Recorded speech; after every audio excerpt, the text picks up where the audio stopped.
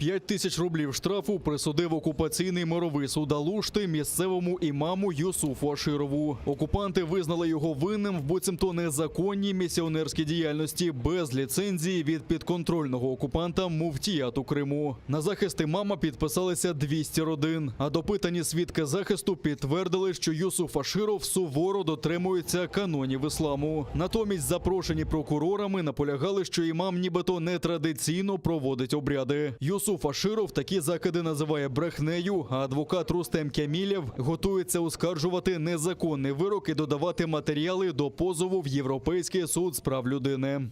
Это лишний раз будет подтверждать то, что сегодня религиозная община Алушта, несмотря на то, что она зарегистрирована согласно законодательству, зарегистрирована в Министерстве юстиции, она фактически осуществляет свою деятельность законно, ее привлекают к административной ответственности, привлекают имама, ранее была привлечена сама община как организация, и участники и члены общины расценивают это как давление на организацию для того, чтобы ее просто ликвидировать.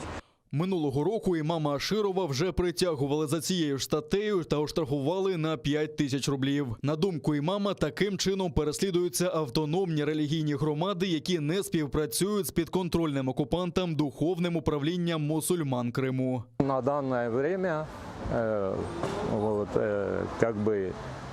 есть огульное обвинение нашей мусульманской общины.